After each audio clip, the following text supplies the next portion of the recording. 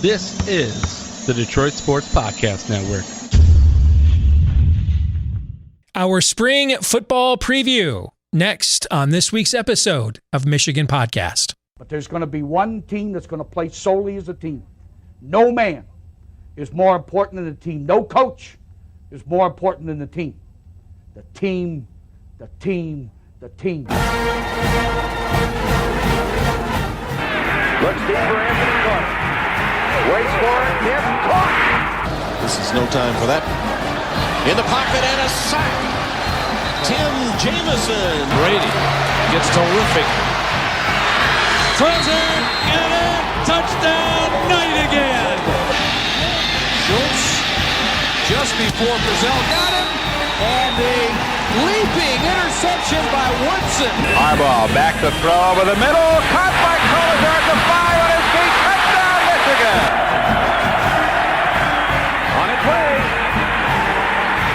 It's good. He's 5'7", 179 pounds, a junior at Michigan. But Jamie Morris packs a wallop, and he delivers for Bo Schembechler. And here's your first play. Pressure coming. Sack. It is Glenn Steele, number 81, who fought his way through the traffic. Option. And Robinson calls his own number, and he's going to score. Oh, an easy touchdown for Robinson and Michigan.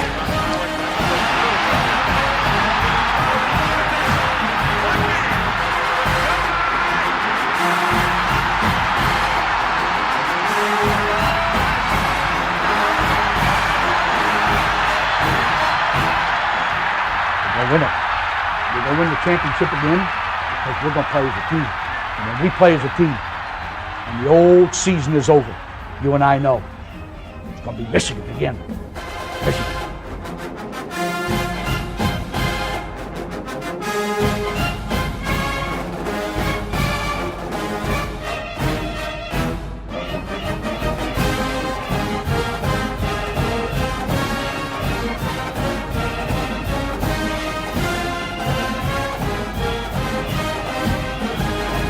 Go Blue, I'm Steve Deace, and welcome to this week's episode of Michigan Podcast. First and foremost, let me say what a basketball game that was last Sunday. Both Michigan and Ohio State looked like elite teams worthy of their number one seed in the NCAA tournament projections.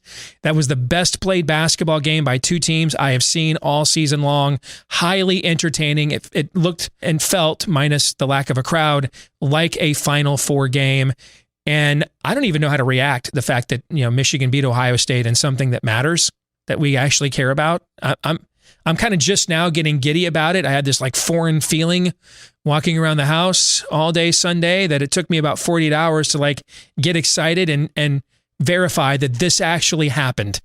But I also have a hell of a lot of respect for Chris Holtmann. I think he's a great coach. I think he's the new John Beilein, has done a phenomenal job getting a lot of those odd pieces, peculiar pieces together to fit so well together with Ohio State. But with Michigan, you saw really the full gamut of what Juwan Howard has put together this year. Really, it's a perfect 8-man rotation. It doesn't have a weakness.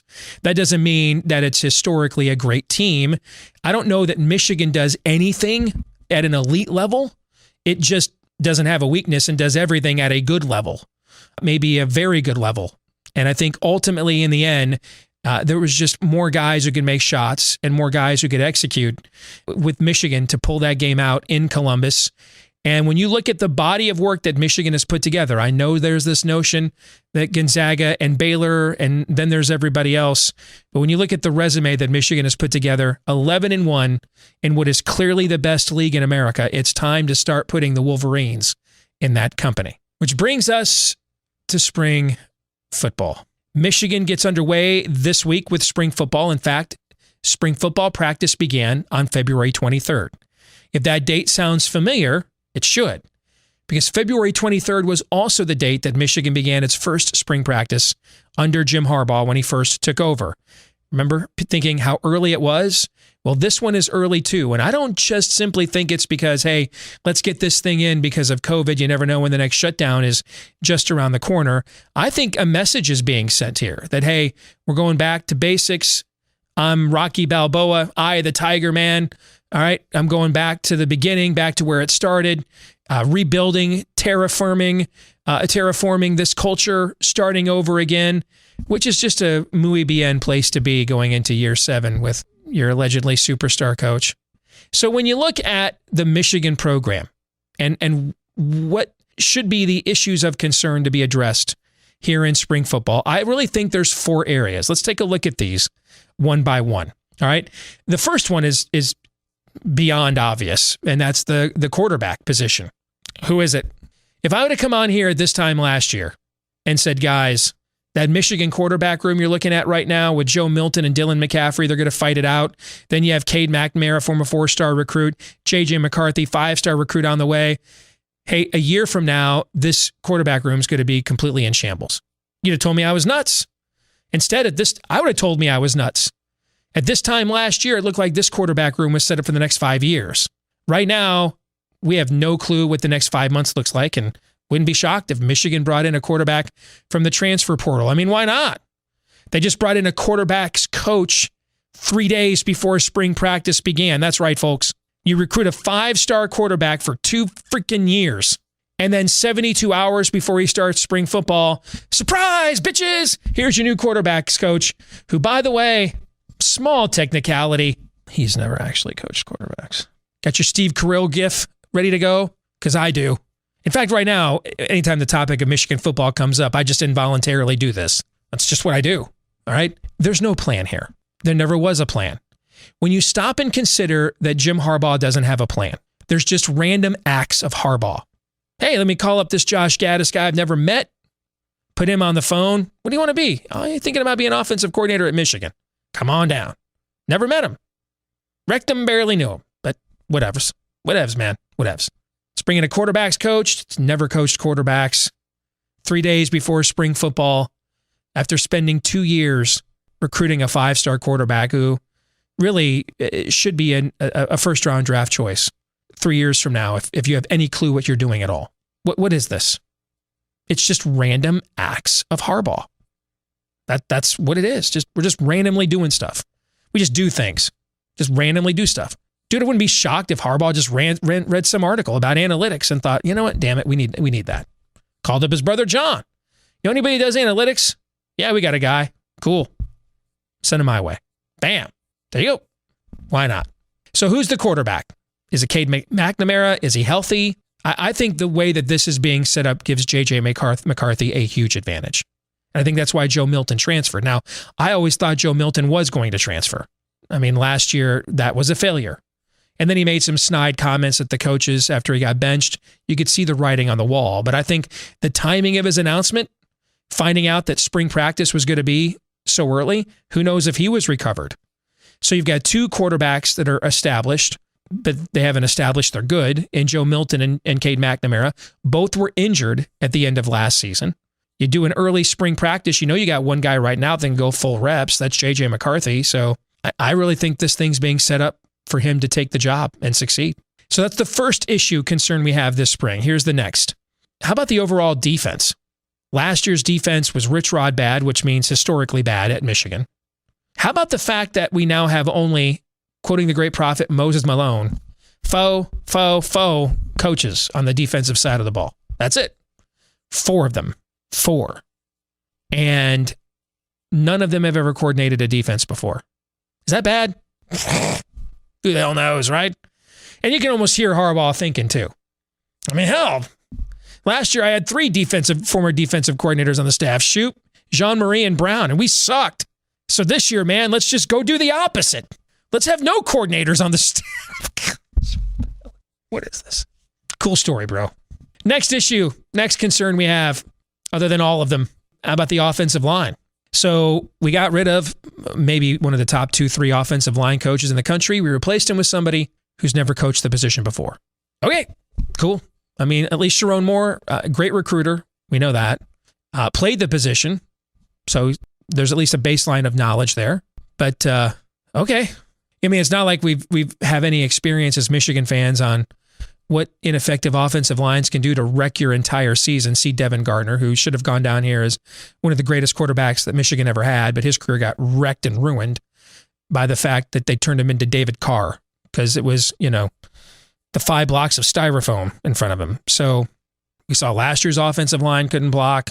Going to have another new offensive line this year with a new offensive line coach. At least this isn't like a few years ago before Warner came. Remember that year that Harbaugh tried, we had 2 offensive line coaches, but one guy coached man ball and the other guy came from a zone blocking scheme? And then remember how that didn't work and it totally sucked and we should have seen it coming all along because it was so stupid of a decision? Yeah, good times. So the fourth area of concern that we have this spring, listen, at this point, it's gallows humor or I'm cutting myself. The fourth area of concern, how about just the overall program? What is Michigan football? All we know it is that guy over my shoulder. It's just Jim Harbaugh. Harbaugh. It's like monster truck. Sunday. Just random acts of Harbaugh. We're just Harbaughing it up. I bet you if you literally gave Jim Harbaugh sodium pentothal and said, Jim, what's the vision for your program? I think he would answer, an enthusiasm unknown to mankind. What is the effing plan? What is the plan? What are we doing here? We're just doing stuff. Analytics, I mean, we all know that those are new in 2003. It's 2021. All right, cool. What are we doing? What is this? It's random. It's just random stuff. And it could even work. There's a part of me that would not be shocked if it works because I'm beginning to think he's always been like this. It's just he's never been at a place this long. And so it just never got exposed. And in other places, when you're coaching Andrew Luck and you ambush the NFL with Colin Kaepernick and a pistol offense they hadn't seen before in the middle of a season, so they didn't have a whole off season to prepare. Those random acts hey, that was great. Randomly got Andrew Luck. Randomly came up with this pistol offense in the middle of the year. Great. There's a chance this could actually work. I just think the guy just thrives on chaos. And I think that's why he's good at turning moribund situations around. I think he just comes in, bull in a china shop, man. It's an infusion of energy. It's a different perspective on things. It's infectious. It gets your attention. It wakes up dry bones, brings them to life. And I think he's just great at that. But then as time goes on, it's hard to just keep randomly doing stuff. What is your plan? And the lack of one is when you start taking on water because there's not a foundation there. There's just a brand. I hope I'm wrong. I can't express this enough. I want nothing more. This is killing me. This is my all-time favorite Michigan football player, guys. I'm not enjoying this at all. At all. And I want nothing more than when we come on here after Thanksgiving break this fall. I mean, I want my comment section loaded with every Harbaugh apologist in our fan base. You suck, Deace. You shouldn't be doing this anymore. You can't enjoy the team. You gave up. I want all of that. I want all that smoke. I want it all. Because that means it worked. We didn't have another meaningless Michigan football season. I want that more than anything. Short of health for my family and goodwill towards men. Next to that, I want that more than anything. I want to just be getting clubbed. You should have had faith, Deace. That's what happens when you give up, Deace. I want that. I want all that smoke. I want to come back here the Tuesday after Thanksgiving, man, and I'm just getting reamed over and over and over again for jumping off the bandwagon and how I'm a fake fan. I want all of that because it means it worked. And we didn't have another meaningless college football season at Michigan. I just have to tell you, though, I'm out of hope that that's going to be the case. A thank you to all of you that support us via Patreon. Patreon.com/Michigan Podcast. So many of you have asked for the last few years, hey, how can we support what you guys are doing? That's the best way, is to support us via Patreon. There's 3 different levels that you can do that, but if you just sign up for the exclusive club at $5 a month, you also get reaction podcasts throughout the year, as well as our handicapping predictions. And right now we're in the throes of college basketball season. So thank you to the hundreds of you that are supporting us right now on Patreon, and you're welcome to do the same at patreon.com/Michigan Podcast. Time now for the 10-minute war, and we welcome back our good friend Mark Rogers, who has a phenomenal college football channel on YouTube as well, and is maybe the one and only reasonable Ohio State fan. How are you, Mark? Good to see you, brother. I'm doing well, Steve. I'm doing well. I keep hearing about this spring practice, but it's always absent of the spring weather for most of us. Yeah, it's 50 here in Iowa today, which is literally 65 degrees warmer than it was at this time last week when it was minus 15 air temp. So it's downright balmy. Before we get to football, I got to ask you, did you watch any of that basketball game on Sunday? I did not. I've given up on college basketball. I've not watched a college basketball game in probably 5 years. Really? Yeah. Wow. See, I love college hoops. Dude, you missed a dandy. That was the best game played between two teams I've seen all season long. First time ever Michigan and Ohio State both ranked in the top 5 heading into a basketball game. And, I mean, the level of skill on the floor, the shot making, you missed a hell of a basketball game. And I'm not just saying because this time we actually won. It was foreign to me beating Ohio State in Columbus on national TV in a game that may determine the Big Ten champion and even had a controversial review at the end. I wasn't really sure how to react to it, actually. So I'm just now beginning to celebrate it, in fact. So let's talk some football. Michigan starting spring football this week. And at the top of the show, I laid out my concerns heading into the spring. But to me, the final one is the biggest one. And right before spring practice, Mark, Michigan brought in a quarterbacks coach. And it's a guy who's never coached quarterbacks before. And I know people want to say, well, you know, his brother John, he comes from his staff. You know, if he was terrible, he wouldn't hire him out to his brother. On the other hand, I don't know, does John Harbaugh not care about winning, cares about his brother's job more than his? I mean, maybe he does. I don't know. I know they're pretty tight. I don't know if they're that tight. But Mark, they spent 2 years recruiting J.J. McCarthy, the 5-star quarterback. Highest rated quarterback recruit Michigan has had since Ryan Mallett in 2007. They spend 2 years recruiting him, and then 72 hours before his first spring practice, you hire his quarterback coach? Mark, what the hell is this? Because it seems to me like there is no Michigan program, Mark. It's just Harbaugh. Just random acts of Harbaugh. Just random Harbaugh. Let me call up Josh Gaddis on the phone. I don't know him. Offensive coordinator, you got the job on the phone. You want it? Just Chucker Glock. Who wants it? Just random acts of Harbaugh, just randomly doing stuff. It just, you know, hey, analytics, those are brand new. Never heard of those before. Let me go hire the running backs coach for my brother that does his analytics and make him the QB coach the day before spring practice. What the hell is this, Mark? What this is, I think the best that we can do, Steve, anytime there's hiring for the coaching staff, it's much like evaluating recruits. We didn't want to recruit play every game in high school. We don't look at the tape. We know what the recruiting rankings are, and they're pretty accurate. We don't know. We could have a coaching staff of just future phenoms. We don't know that. We weren't on the job with them. But what we can go by is the resume and what makes sense and what is the probability or the likelihood that this person's going to succeed in this role. And what I'm finding is a coaching staff that was assembled apparently to improve recruiting and just beat down the recruiting trail, which has not been generally the issue. But it can be improved, of course, to maintain or try to catch Ohio State. I get that. It can be improved. But, okay, the Mike Hart hire at running back seems to be the one lock solid, boom, hire. He did a great job at Indiana by all accounts. But Ron Bellamy has been a head coach at the high school level. He's never been an assistant coach. He's already on his second position at Michigan. He's been a college coach for 3 weeks. He's already on his second position, Mark. And I understand him coaching the position that he's known as a player all the way up to the NFL. Not that he played in the NFL, but he kicked around on some practice squad, so he knows the position. Then suddenly on the first day of spring camp, boom, he's got to coach safeties. Okay, do you hand him a playbook? Harbaugh. What do you I don't know. Dude, we don't need playbooks. Harbaugh. We just got, that's what we do. We just randomly Harbaugh. We just randomly do stuff. We don't playbooks, plans, just randomly Harbaugh. The next guy here, Steve, George Hilo. So he was the safeties coach. Now he's the linebacker coach. And again, he gets the assignment on the first day of spring camp. And based on the resume, inside linebacker coach at Maryland for one season, the short season in 2020. And they had like one of the 10 worst run defenses in college football. And that's not necessarily his fault, but I'm just saying he doesn't have the resume to back up, okay, we want this guy coaching our linebackers at a place like Michigan.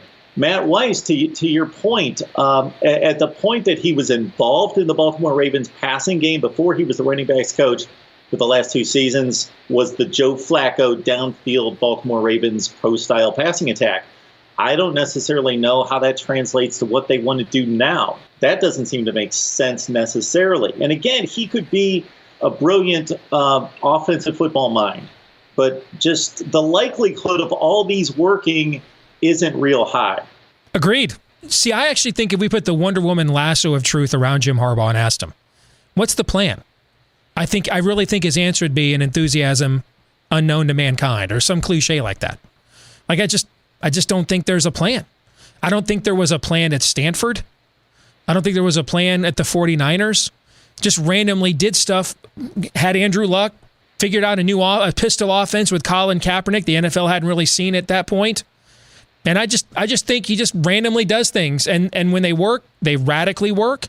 And when they don't, they don't. But I don't think there's a plan here. I don't. So you would think that beyond the quarterback position, that the offensive line would be key to success here in 2021. And there's another coach there in Sharon Moore. Who's never coached the position before in his life. Now, he at least played it. He played it 20 years ago, but he's never, or 10, 15 years ago, but he's never coached the position. We got rid of the 2 best teaching coaches on our staff, Mike Zordich and Ed Warner. And we replaced them with 2 guys that have never even coached this position before. That's what we did. Stop and think about that. That's what we did. I guess the only positive I can see out of this is there's some kind of blended experience, different experience levels, and just different experiences from this coaching staff. So they could complement each other, or it could be a train wreck. I know that you're going the train wreck route, and you think that this is a boom or bust season. We've talked about that. I do. As well. I was also looking at your roster and your depth chart coming up here this spring, Steve, and I'm pointing toward 3 areas: quarterback, offensive line, and kind of the overall defense, but specifically in the secondary. I want to start there, that I find a bit alarming here. So we know how atrocious the Michigan defense, or the secondary, played last year. What was that, the worst secondary play you've seen in Michigan, at least in 10 or 11 years, something in that range? That defense was Rich Rod era level bad last year, which historically is the worst defense in Michigan history. Yes. So what you got here you've got no early enrollees from the defensive backfield. So out of the guys that you signed, none of them are on campus to try to learn anything early. That's not necessarily a huge issue, but I think we've seen in the past where early enrollees tend to get that jump, obviously, and become an impact player and have the greater probability of that happening. So you signed two defensive backs here. Neither one of them is a 4-star. Now, again, the rankings don't always come through. One of them could turn out to be an excellent player, but the odds say they're both 3-stars, and they're going to be 3-stars. So you got Jade McMurrows, the 43rd rated cornerback, and Rod Moore, the 39th rated safety, for the position that you really need to upgrade. You probably did the worst recruiting job of the Jim Harbaugh era in the secondary. Is that bad? That's bad. Now they have something like 19 defensive backs on the roster. I mean, they are loaded with big-time recruits at all kinds of, literally at every single position. But when you look at the roster, none of these guys has really, well, there's individual guys. You know, Daxton Hill's a really good player, for example. There's individual guys that have flashed. But that's why I think it's a boom or bust season, because you can't point to a unit on this team and say, hey, that's, the building block of this team.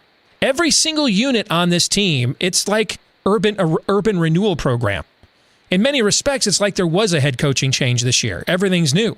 And so that's why I think that this team either collapses under the weight of all of that newness with such a difficult schedule, or it catches fire. Like, I really don't believe this is some 7-5 team, and a plucky young team, and they give Ohio State their all and only lose by 25 this time. Like, I think that this team catches fire and shocks people, or is on fire and gets everybody fired. Because everything on this team is new, from the coaches to the players. Everything is. And so there's not like a unit holding this team back. The whole roster is undefined. It's going to mature at the same point or not, in my view. I know you like Daxton Hill. Aiden Hutchinson's a really good player. And aside from some of the front seven guys. Now he's going to play a new position now and a new defense, though. Remember that. Yeah, so my question to you is, who are the game changers on it? Like, I think Aiden Hutchinson's a really good player, but McGrone's gone, Kwity Paye's gone, and they weren't game changers. They were really good players that are going to earn a paycheck. I think if the defensive coaches know what they're doing, and which we don't know, there's only 4 of them, and none of them have ever coordinated a defense before. Is that bad? Is that a problem? At a program of Michigan stature to have nobody on you. Last year they had 3. Now, because you know what? This is just so Harbaugh. Well, hell, Deace, last year we had 3 defensive coaches that had been coordinators, and we had the worst defense we've ever had. So next year, we're going to bounce back with the coaching staff with nobody that's ever been a coordinator. That is a random act of Harbaugh, if there ever was one. I bet you he went out there intending to not get a staff of guys that have ever coordinated a defense before, because last year we had 3 former defensive coordinators, and the defense was terrible, as Chuck Barkley would say. See, at some point you just start laughing, otherwise you're just sitting here cutting yourself, Mark. But yeah, if the defensive coaches know what they're doing, Daxton Hill, Aiden Hutchinson, Josh Ross has been a highly capable Michigan linebacker when he's been allowed to play in the middle. The problem last year is Cam McGrone took that over when he got hurt in 2019 and is a better player than him. So they tried to make him one of the flanks, and he just didn't have the athleticism to do that. If you make him your thumper in the middle of a defense, he reads defenses well, he tackles well. So at the very least, there's a guy at all 3 levels of the defense that you could build something around if you know what you're doing. But again, we don't know that they know what they're doing because nobody on the defensive coaching staff, which is only 4 guys, has ever coordinated a defense before. And again, you better hope that your newfound offensive line coach knows what he's doing, because you've got no experience at center, as best I can tell. And looking at the depth chart, nobody comes back that's taken any reasonable reps at center, which is the most important, the anchor position along that offensive front. And as we both know, that's the position that needs the most chemistry between all the individual players, the cohesiveness. You're bringing back all these, you're not bringing back much of anything there. And so you've got a bunch of young guys that are going to have to mold into something. You have a lot of very impressive recruiting bios, a lot of flimsy player bios. That's what you have. So let me close by asking you this question. I'm curious, because I know that you have other Michigan people on your channel, right? Tell me, what are they saying? What's their mood? I'm curious. Well, they come to the same conclusion about the coaching staff and looking at the resumes and thinking, okay, you can generally, I'm going to go back to, before I answer that question, just go back to my own experience of being in management, on management teams, large management teams, and there being the process of shaking the team up and putting people in positions to let them grow or expand their knowledge, but shielding them with people that know what they're doing. So if you got a management team of 60, you switch some people around every couple of years to some unfamiliar territory to expand and grow their knowledge base, but they're shielded by a ton of experience, and therefore you bring new ideas and ingenuity, but you shield it with experience.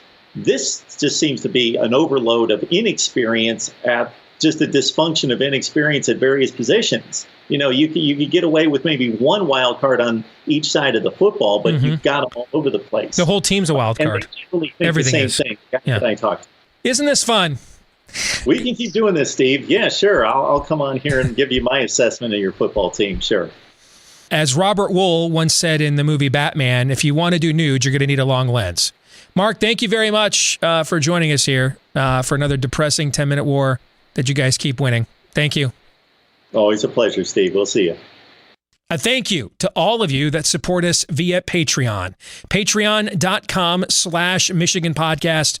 So many of you have asked for the last few years, hey, how can we support what you guys are doing? That's the best way, is to support us via Patreon. There's 3 different levels that you can do that, but if you just sign up for the exclusive club at $5 a month, you also get reaction podcasts throughout the year, as well as our handicapping predictions. And right now we're in the throes of college basketball season. So thank you to the hundreds of you that are supporting us right now on Patreon, and you're welcome to do the same at patreon.com/Michigan Podcast.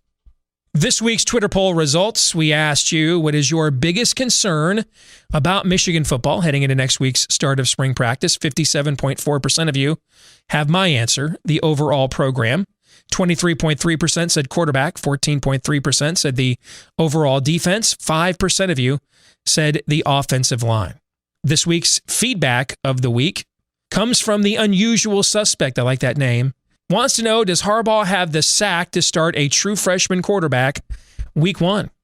I think actually at this point he's the favorite to start. In fact, what I kind of think is happening here is there's a common thread with everything. Start the spring practice the same date as your very first spring practice. Overhaul basically your entire coaching staff with a bunch of guys that have never coached together and haven't even coached in college and or coordinated and or the positions they're currently coaching. Start a freshman quarterback. In a way, I just think dude just unplugged Michigan football. Unplugged it and then plugged it back in. Yeah. Control-Alt-Delete. And then also, hey, maybe I buy myself an extra year with everybody so young. And if we're 6-6, 7-5, people say, hey, let's do this another year. The team's older, more experienced. Let's not blow it up now. I kind of think that's what's happening here.